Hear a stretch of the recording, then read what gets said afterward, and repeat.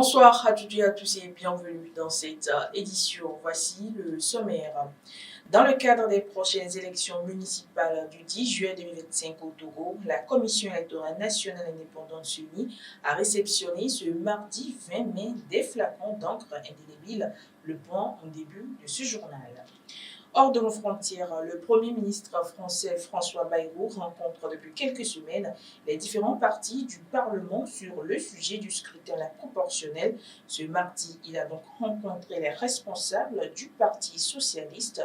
Vous aurez également les détails en fin de cette édition.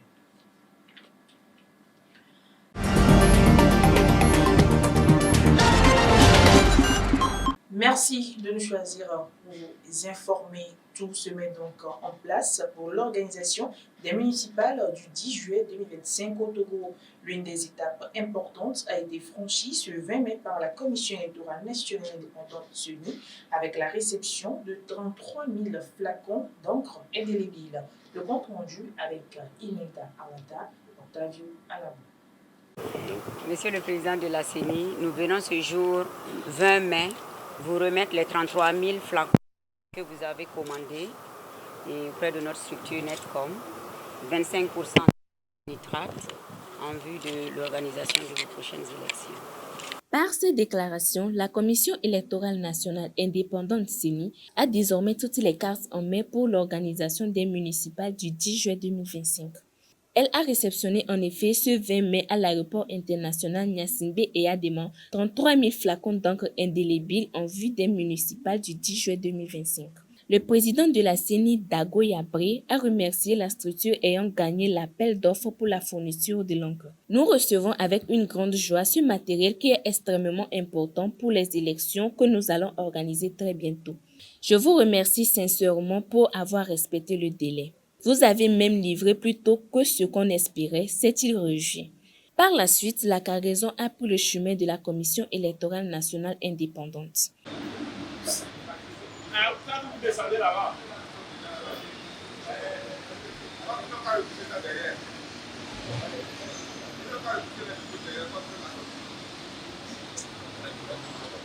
Ici attendaient les experts du laboratoire de chimie de la faculté des sciences de l'université de Lomé, lesquels ont procédé à un prélèvement aléatoire des flacons pour des analyses de fiabilité.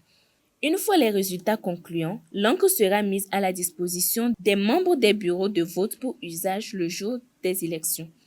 La Chambre de commerce et d'industrie du Togo, CCI Togo, s'est ouverte aux opérateurs économiques de la région maritime. C'était à l'occasion de la journée porte ouverte tenue le 16 mai 2025 à Thiévier. Le point avec Régis Talipeti. Le gouverneur de la région maritime, le président de la CCI Togo, les opérateurs économiques et même les futurs opérateurs économiques. Tout ce beau monde s'est donné rendez-vous à la maison des jeunes de Thiévier ce 16 mai pour la journée porte ouverte organisée par la Chambre de commerce et d'industrie du Togo pour le compte de la région maritime. Si les citoyens connaissent pour leur majorité l'existence de la CCI Togo, nombreux sont ceux par contre qui maîtrisent moins ses services.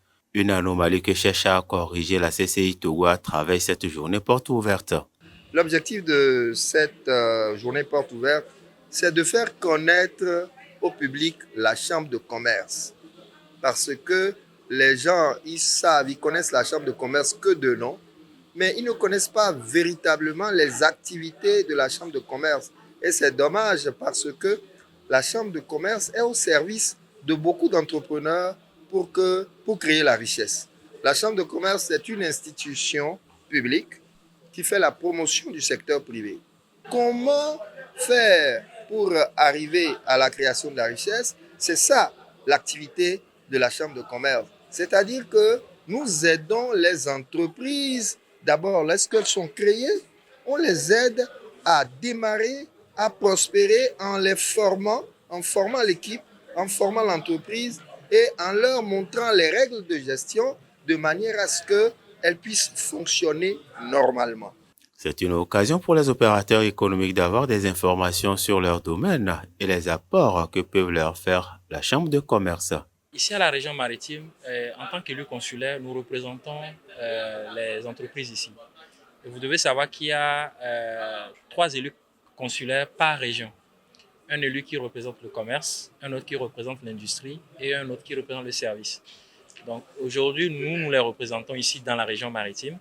Et pour toute structure qui est déjà installée ou qui désire s'installer et qui désire avoir des informations sur le commerce, l'industrie ou tous les services, c'est de se rapprocher de nous pour poser des questions et nous allons les aider à pouvoir avoir toutes les informations nécessaires pour pouvoir s'installer.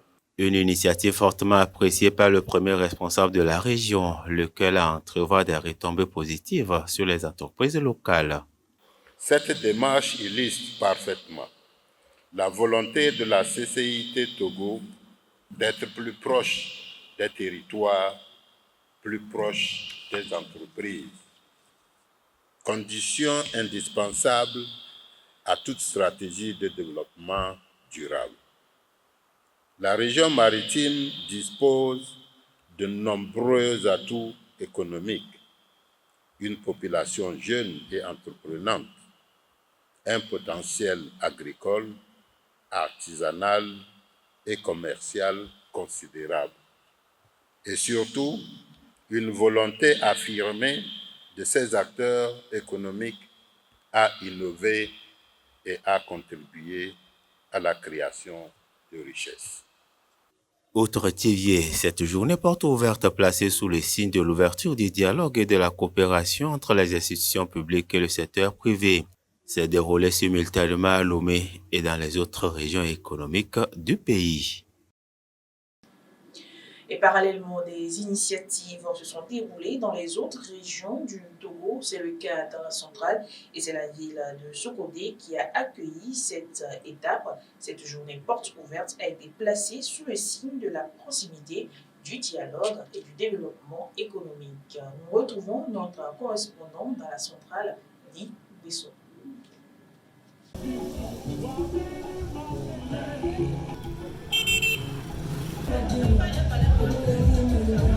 La région centrale, précisément la ville de Sokodé, a accueilli le vendredi 16 mai 2025 l'étape régionale des journées portes ouvertes de la Chambre de commerce et d'industrie du Togo. La journée a débuté en fanfare par une grande caravane à travers les principales artères de la ville, créant une dynamique populaire et annonçant avec éclat cet événement majeur.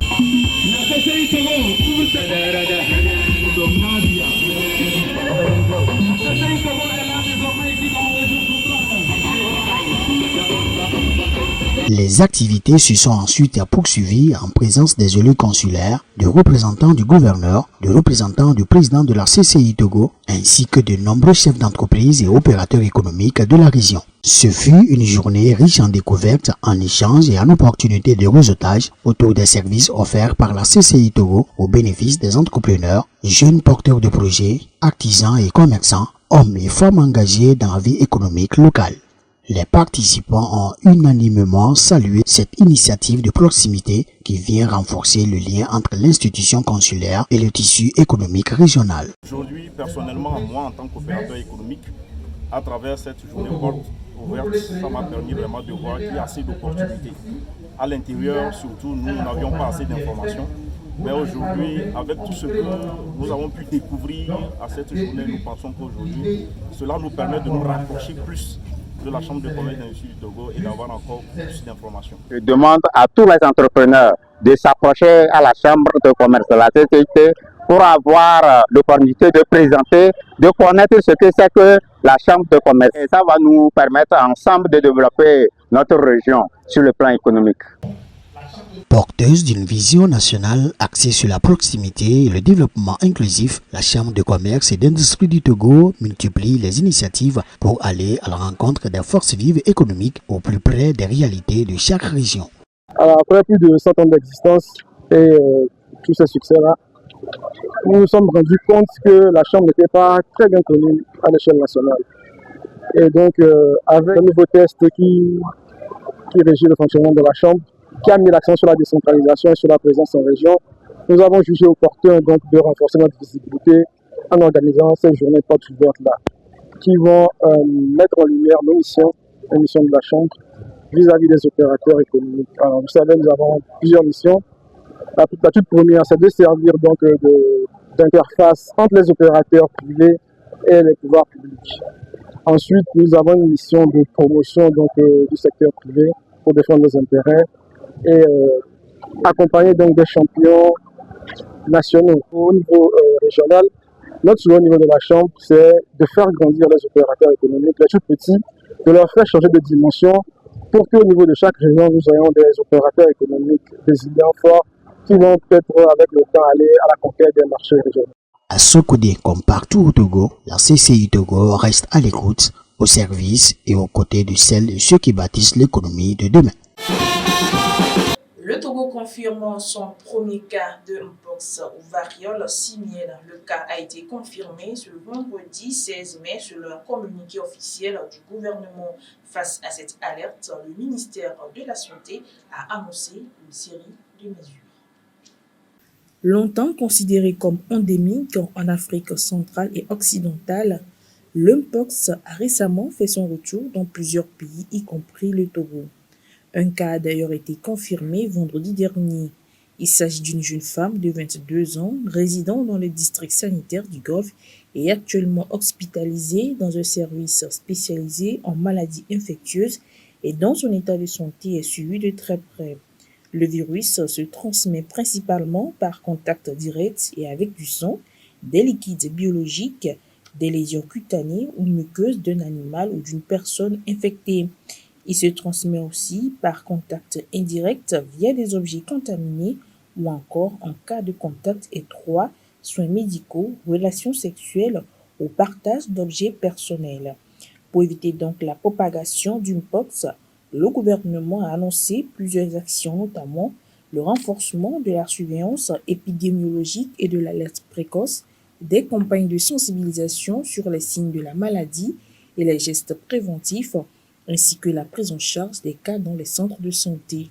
Des gestes simples mais essentiels peuvent permettre d'éviter le virus. Il s'agit du lavage régulier des mains, de la protection de la bouche et du nez en cas de toux et d'éternuement. Il faut le relever, le mpox se manifeste par une fièvre soudaine, des douleurs musculaires, des maux de tête, de la fatigue, des éruptions cutanées et chez les personnes immunodéprimées, des complications graves pouvant entraîner la mort. Le mpox ou variole simienne peut être guéri si elle est détectée et prise en charge précocement. Inauguré le 28 avril dernier, le nouveau marché de Dany à Payémé a vibré vendredi dernier au rythme de sa première animation. Notre correspondant dans la région des Plateaux Ouest, Amel Laurent Kofi-Kouma, était au cœur de cette première activité commerciale sur le nouveau site. Voici son reportage. Nous sommes sur le site du désormais ancien marché de Dany à Payémé. Cette place, située en face de la gare routière de la ville, s'est vue vidée de ses occupants qui ont plié bagages et déménagé le vendredi 16 mai dernier. Et pour cause, le nouveau marché inauguré le 28 avril dernier a connu sa première animation. Un site que certains acteurs de la vie commerciale jugent incompatible à leur activité dès leur installation et la première animation. Aujourd'hui, on ne devait pas animer le marché d'aujourd'hui ici. C'est aujourd'hui qu'ils ont partagé les places. Et les places, nous les revendeurs de pain, regarde comment on va installer nos marchandises. Tu vois, non? C'est un peu dérangeant. Normalement, quand aujourd'hui on vient là, on nous donne la place. On n'en dit combien pas, c'est bon. Mais quand on a commencé aujourd'hui, c'est ça qui n'est pas bon. Le constat est clair, mais l'avis n'est pas partagé par tous ceux qui animent la vie du marché de Dany à Payémé, puisque d'autres temporisent et mettent du bémol. Comme c'est le premier jour, les choses sont désordonnées, mais je sais qu'avec le temps, les choses vont s'améliorer. Il y a les gens qui, comme on a donné les emplacements, les gens cherchent leur nom, ils ne trouvent pas, il y a certains qui trouvent leur nom. Mais je sais qu'avec le temps, les choses seront améliorées. Aujourd'hui, les gens cherchent la place. Peut-être que, bon, comme c'est la première fois, avec le temps, ça va s'améliorer. Mais je supplie les gens de ne pas s'énerver. Et ça sera... Parce que partout, le début de toute chose est difficile. Deux positions auxquelles le maire de la commune de Dany 1 essaie d'apporter des éclaircissements, précisions et promesses. Certainement, il y a des corrections à faire. Nous les ferons au fur et à mesure que nous évoluerons. Voilà ce que je peux dire. C'est un sentiment de satisfaction que la population ait compris. Qu'il faille occuper ce joyau offert par les hautes autorités de ce pays. Le début de toute chose est souvent difficile, dit-on, et l'adaptation ne vient pas de sitôt. Pour cela, chacun des acteurs est appelé à prendre son mal en patience. Le temps pour les responsables communaux de Dani 1 à revoir leur copie dans la gestion de ce centre commercial afin de donner entière satisfaction aux bonnes dames qui y opèrent. L'actualité hors de nos frontières pour refermer cette édition. Et comme je vous l'annonçais dans les titres, en France, le Premier ministre François Bayrou en sursis, faute de majorité, mène depuis la fin avril une série de consultations des forces politiques représentées à l'Assemblée nationale. Ceci afin de trouver un accord sur un texte qui introduirait un scrutin proportionnel aux prochaines élections législatives. Le premier secrétaire du Parti socialiste s'est donc entretenu avec François Bayrou ce mardi à Matignon. Écoutez-le au sortir de cette audience. A rencontré le Premier ministre sur la consultation qu'il a engagée sur la proportionnelle. Il nous a donné quelques hypothèses de travail sur lesquelles nous allons maintenant réfléchir. Et nous n'avons donné aucune conclusion définitive à cet entretien qui suppose maintenant que nous retournions vers nos groupes parlementaires, vers la direction du Parti socialiste, son Conseil national. Et donc, à ce stade, il serait très prématuré de vous donner une réponse très concrète. Voilà. Mais donc, c'était une consultation utile qui a permis de savoir un peu où lui en était. On répond, en républicain que nous sommes, aux consultations qui sont engagées. Maintenant, on n'a pas de précision absolue ni sur le calendrier, ni sur l'équation à laquelle il entend parvenir sur le plan politique, puisque en fait, c'est le bloc central qui, jusqu'ici, a manifesté son opposition la plus nette. Donc, on attend de voir, et puis certainement, il y aura d'autres consultations, et on reviendra si nécessaire. Voilà, l'opportunité du moment n'est pas absolument certaine, mais c'est ainsi que le Premier ministre nous a convoqués et donc nous nous sommes rendus à son invitation. C'est sur cet élément que se referme donc cette édition. Merci de l'avoir suivi. Bonsoir chez vous.